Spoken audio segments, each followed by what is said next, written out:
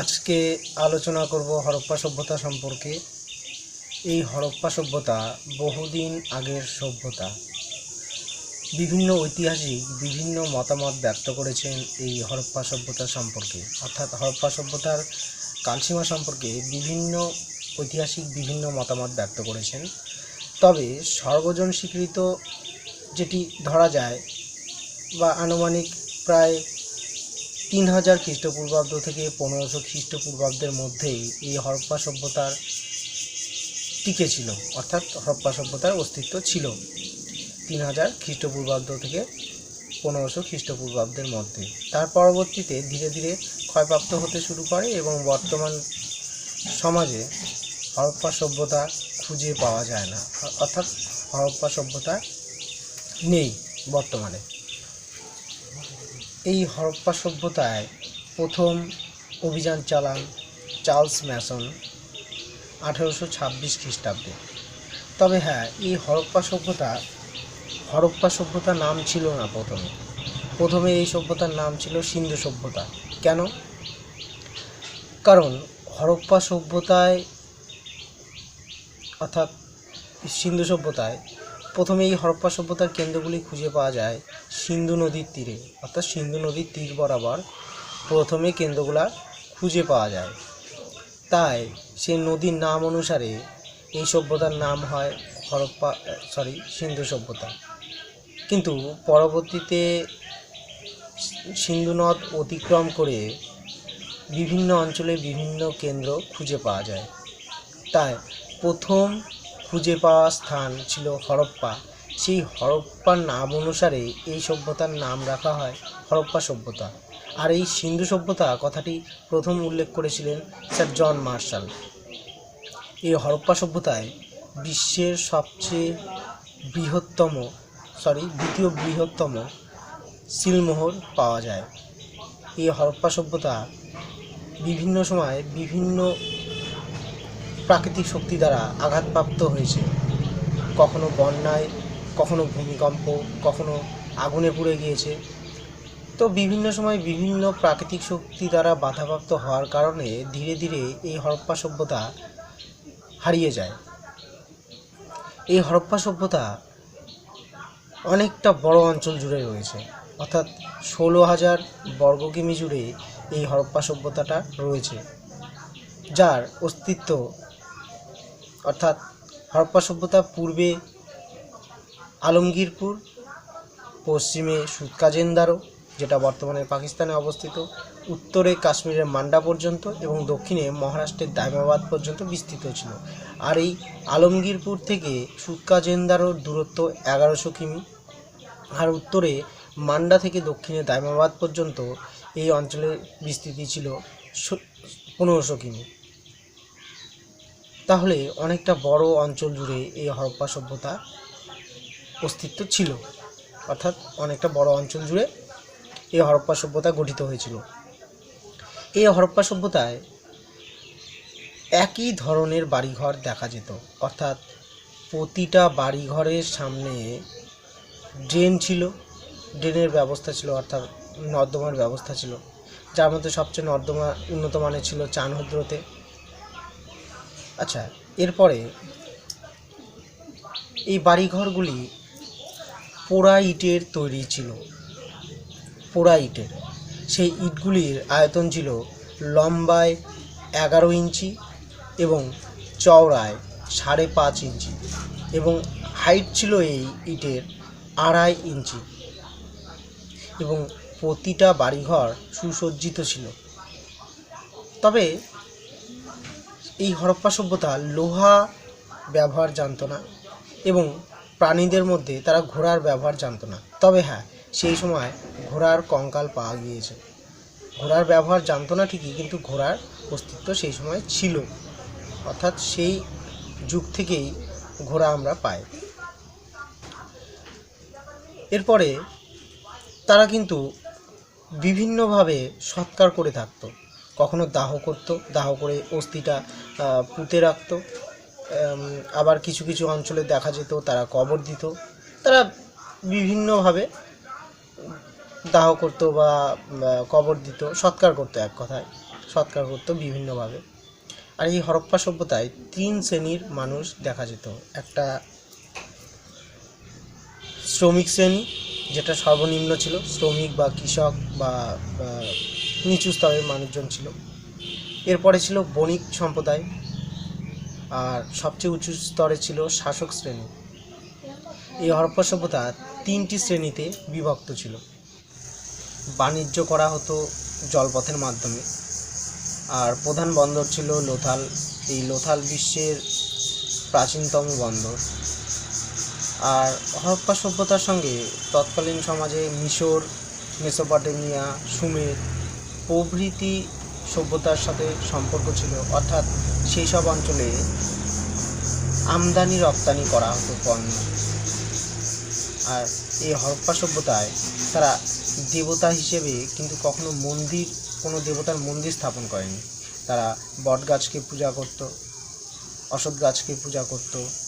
তারা প্রাণীদের মধ্যে বৃষ অর্থাৎ ষাঁড়কে পূজা করত, আর এই ষাঁড় ছিল তাদের প্রাণীদের মধ্যে প্রধান দেবতা। তারা জলকে পূজা করত, আগুনকে পূজা করত, প্রভৃতি প্রাকৃতিক শক্তিকেও কিন্তু তারা পূজা করত এবং তাদেরকেই তারা দেবতা হিসাবে মানত। আর এই দেবতাদের মধ্যে তারা বেশিরভাগ স্ত্রী দেবতার পূজা করত।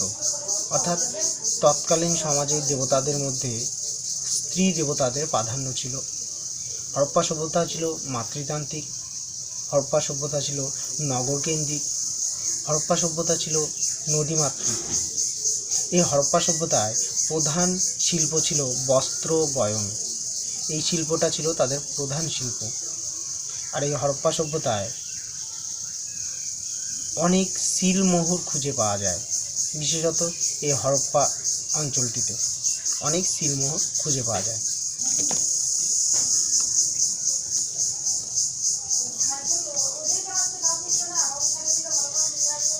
এরপরে আলোচনা করব রংপুর কেন্দ্রটিকে নিয়ে। 1931 খ্রিস্টাব্দে স্বরূপ ভাট এই অঞ্চলটি আবিষ্কার করেন। এটি পাওয়া যায় গুজরাটের লোথাল থেকে 80 কিমি দূরে একটি অঞ্চলে। এই রংপুরে 6 প্রকার বাসনপত্রের খোঁজ মেলে। আর এই রংপুরে ধানের নিদর্শন পাওয়া যায়। এরপরে সুরাকোট্টা কে কবে আবিষ্কার করেন? সুরাকোট্টা 1964 খ্রিস্টাব্দে জগৎপতি যোশী এই অঞ্চলটি গুজরাটের কচ্ছ উপকূলে আবিষ্কার করেন। আর এই সুরাকোট্টাতে ঘোড়ার কঙ্কাল পাওয়া যায়। আর সুরাকোট্টা অঞ্চলটি একটি লোথালের মতো জনপ্রিয় না হলেও এটি একটি পোতাশ্রয় কেন্দ্র ছিল।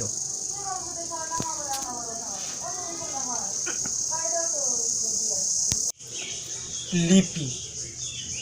হরপ্পার অধিবাসীরা সিন্ধু লিপি ব্যবহার করত। অর্থাৎ আমরা যে এখন কথার মাধ্যমে বা কিছু অক্ষরের মাধ্যমে মনের ভাব প্রকাশ করতে পারছি, কিন্তু তখনকার দিনে মনের ভাব প্রকাশ করার জন্য কোনো অক্ষর ছিল না। তবে হ্যাঁ, কিছু চিত্রলিপি ছিল। মোটামুটি 375 থেকে 400টির মতো লিপি ছিল, চিত্রলিপি ছিল, যে লিপিগুলির মাধ্যমে তারা তাদের মনের ভাব প্রকাশ করত। এরপর আসবো যানবাহন। তাদের যানবাহন কী কী ছিল? তাদের 2 চাকা বিশিষ্ট গরুর গাড়ি, ষাঁড়ের গাড়ি, তারপরে জলপথে তারা জাহাজ ব্যবহার করত। এরপর অবসরকালীন সময় তারা কী করত? মাছ ধরত, পশু শিকার করত, নাচ গান করত, প্রভৃতি তারা অবসরকালীন সময়ে করে থাকত।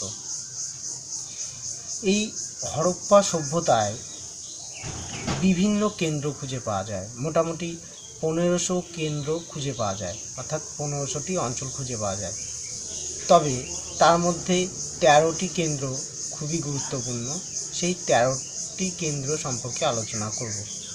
তা এই 13টি কেন্দ্রের মধ্যে আবার 4টি কেন্দ্র খুবই গুরুত্বপূর্ণ, যেমন লোথাল, কালীবঙ্গান, মহেঞ্জোদারো আর হরপ্পা। এই 4টি কেন্দ্র কিন্তু খুবই গুরুত্বপূর্ণ। তবে আজকে শুরু করা যাক হরপ্পা সভ্যতার প্রধান 13টি কেন্দ্র সম্পর্কে। প্রথমে আসা যাক হরপ্পা 1920 থেকে 21 খ্রিস্টাব্দে দয়ারাম সাহানি প্রথম এই হরপ্পা কেন্দ্রটি খুঁজে পান রাভি বা ইরাবতী নদীর পূর্ব পারে, যেটি অবস্থিত, অর্থাৎ এই হরপ্পা কেন্দ্রটি অবস্থিত পাঞ্জাবের মন্টেগোমারি জেলায়। এই হরপ্পা কথার অর্থ হলো পশুপতির খাদ্য। আর হরপ্পার একটি বিশাল বড় শস্যাগার পাওয়া যায়, যে শস্যাগারটির আয়তন ছিল 150 ফিট ইন্টু 200 ফিট, অর্থাৎ বিশাল বড়। আর এই হরপ্পা সভ্যতায়, অর্থাৎ হরপ্পা কেন্দ্রে সতীদাহ প্রথা প্রচলিত ছিল। তাহলে সতীদাহ প্রথা অনেক দিন ধরে চলে আসছে। এরপরে মহেঞ্জোদারো নামটা শুনেছি, একটা সিনেমাও বেরিয়ে গেছে, তাই না? মহেঞ্জোদারো কেন্দ্রকে নিয়ে একটা সিনেমাও বের হয়ে গিয়েছে। এই মহেঞ্জোদারো কে প্রথম আবিষ্কার করেন? 1922 খ্রিস্টাব্দে বহরমপুরের বাসিন্দা রাখাল দাস বন্দ্যোপাধ্যায় পাকিস্তানের লাহোরের লারকানা অঞ্চলে সিন্ধু নদীর তীরে এই অঞ্চলটি আবিষ্কার করেন। আর এই মহেঞ্জোদারো কথার অর্থ হলো মৃতের, অর্থাৎ মরার ঢিপি, মৃতের স্তূপ বা মরার ঢিপি। এই মহেঞ্জোদারোর জনসংখ্যা ছিল প্রায় 41 থেকে 45 হাজার। এখানে 700-র বেশি কূপের নিদর্শন পাওয়া যায়, যে কূপগুলির গভীরতা ছিল 10 থেকে 15 মিটার। আর এই মহেঞ্জোদারো থেকে সমতল পৃষ্ঠ থেকে 72 ফিট উঁচু একটি বৌদ্ধস্তূপ পাওয়া যায়।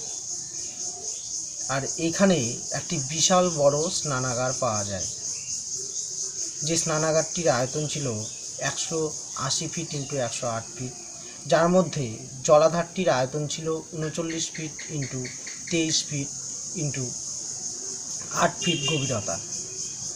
আর এই জলাধারের সাইড দিয়ে, অর্থাৎ এই জলাধারের পাশ দিয়ে কিছু ঘর পাওয়া যায়, অর্থাৎ কিছু ঘর ছিল।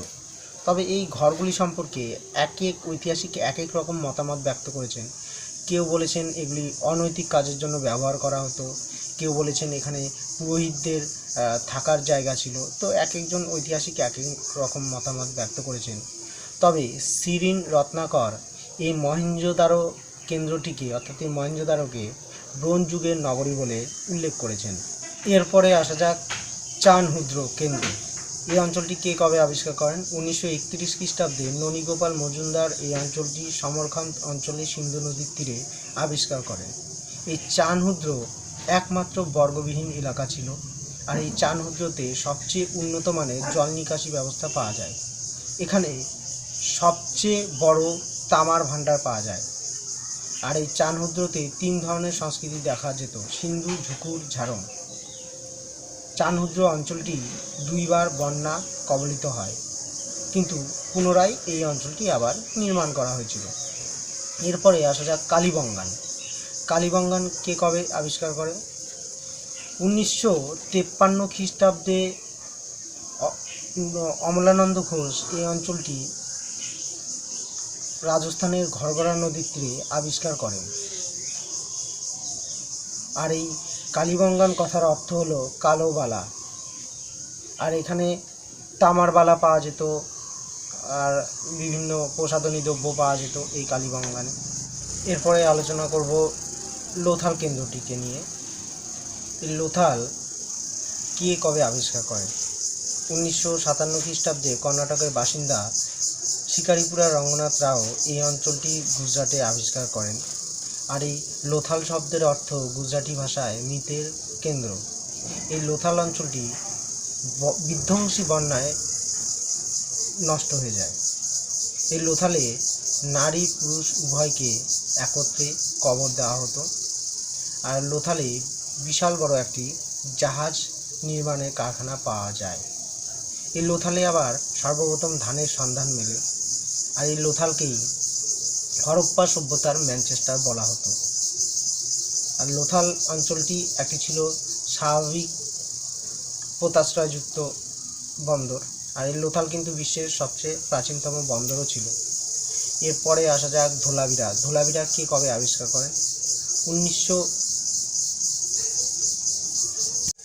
এরপরে আলোচনা করব ধোলাভিরা সম্পর্কে।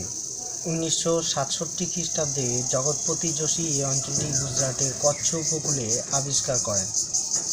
আর এই ধোলাভিরায় কী কী পাওয়া যায়? সাইনবোর্ড এখানে পাওয়া যায়, এখানে স্টেডিয়াম পাওয়া যায়। আর ধোলাভিরাতে সবচেয়ে বড় দুর্গ ছিল, অর্থাৎ সিটাডেল এরিয়া ছিল। আর এই ধোলাভিরাকে তিনটি ভাগে ভাগ করা যায়, অর্থাৎ ধোলাভিরা কেন্দ্রটিকে তিনটি ভাগে ভাগ করা যায়: দুর্গ এলাকা, মধ্যবর্তী এলাকা বা অঞ্চল এবং নিম্নবর্তী এলাকা বা অঞ্চল। এই তিনটি ভাগে ভাগ করা যায়। এরপরে আসা যাক সুতকাজেন্দারো। সুতকাজেন্দারো কে কবে আবিষ্কার করে? 1927 খ্রিস্টাব্দে ওরেলস্টেন এই অঞ্চলটি বালুচিস্তানের দাস্তা নদীর তীরে আবিষ্কার করে। আর এই সুতকাজেন্দারোতে কী কী পাওয়া যায়? এই সুতকাজেন্দারোতে পাওয়া যায় তামার কুঠার, পাখির ছবি আঁকা বাসন। আর এটি ছিল উপকূলীয় বাণিজ্য কেন্দ্র।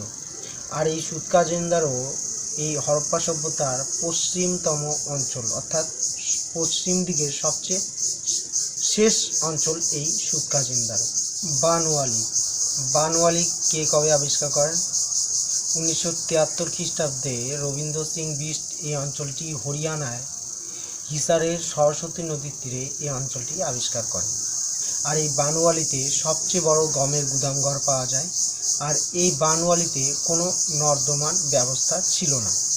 এরপরে আলোচনা করব রংপুর কেন্দ্রটিকে নিয়ে। 1931 খ্রিস্টাব্দে স্বরূপ ভাট এই অঞ্চলটি আবিষ্কার করেন।